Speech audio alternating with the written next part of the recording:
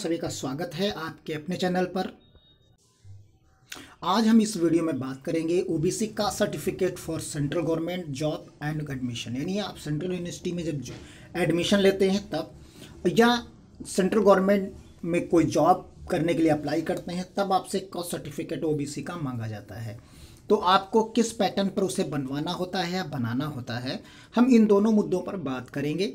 How to make, और ये एक पूरा का पूरा हम परफॉर्मा दिखाएंगे आपको, और कैसे उसे आप भरते हैं इस पर भी हम चर्चा करेंगे। तो आइए शुरू करते हैं आज का ये महत्वपूर्ण वीडियो। अगर इसी तरीके के इन्फॉर्मेटिव वीडियोस आप देखना चाहते हैं तो आप हमारे चैनल को सब्सक्राइब कर लीजिए, टेलीग्राम चैनल से जुड़ जाइए, जिससे आपको नोटिफिकेशन बराबर मिलता रहे।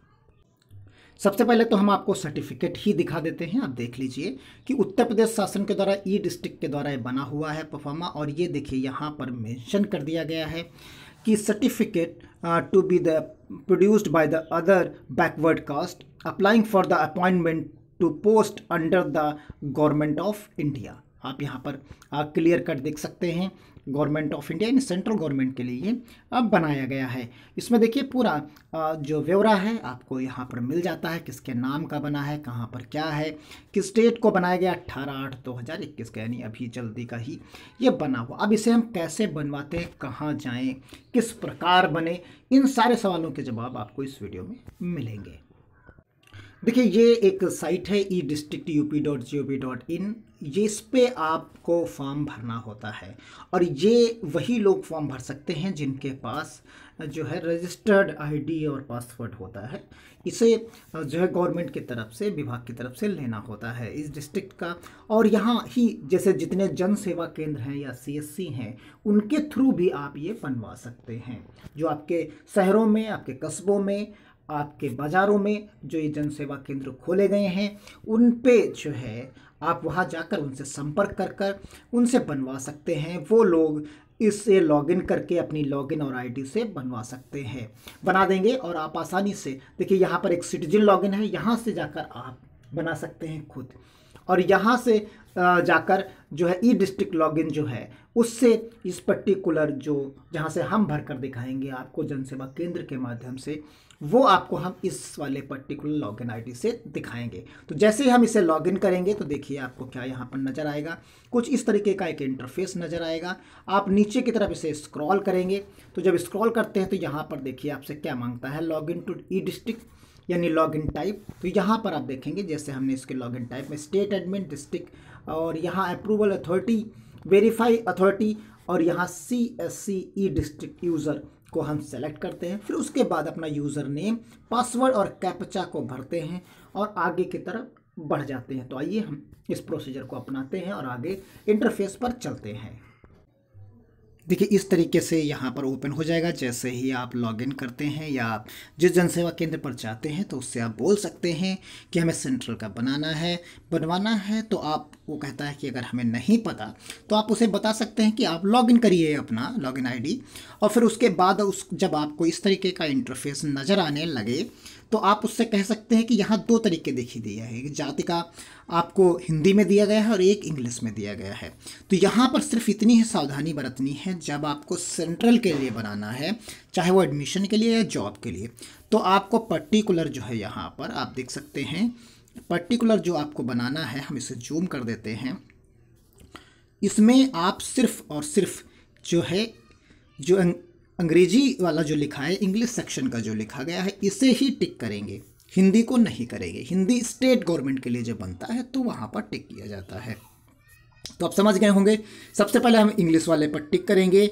जैसे ही इंग्लिश वाले पर टिक करते हैं तो देखिए नया इंटरफेस आपको नज़र आने लगेगा। अब यहाँ बहुत सिंपल सा काम करना है, आपको कुछ ज़्यादा विशेष प्रकार का नहीं करना है।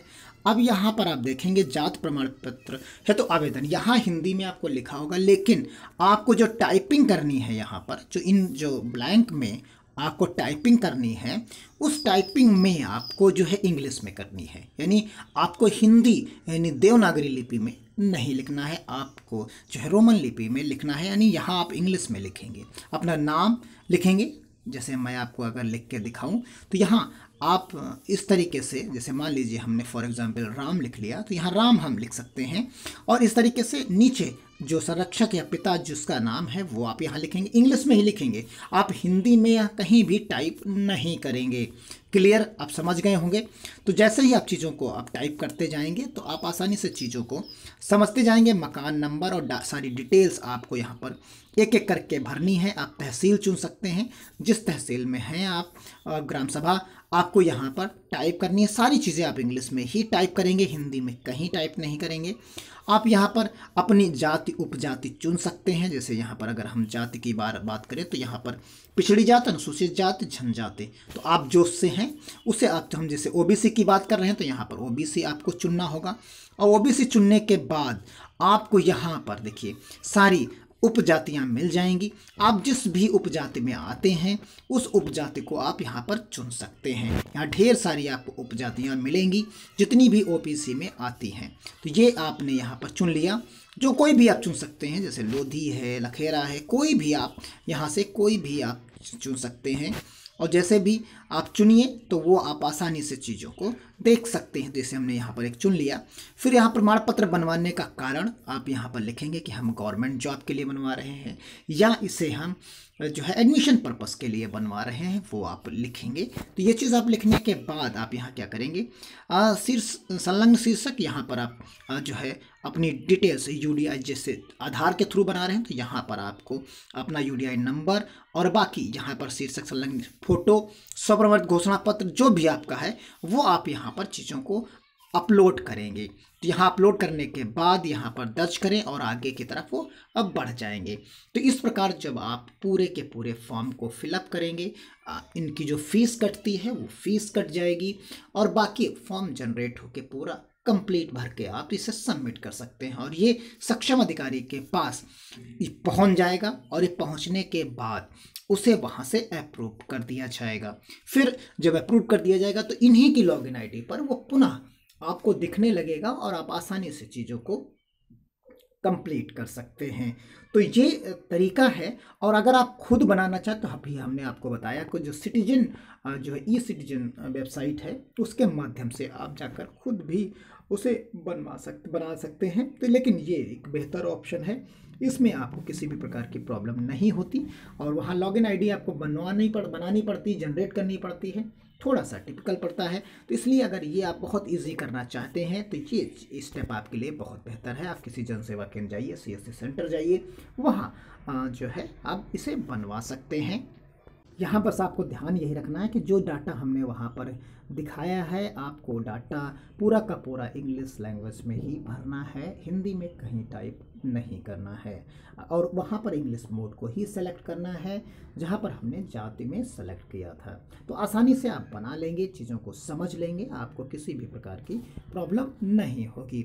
अगर आपको वीडियो अच्छा लगा तो शेयर करिए, लाइक करिए, कमेंट करके ज़रूर बताइए। धन्यवाद। जय हिंद, जय भारत।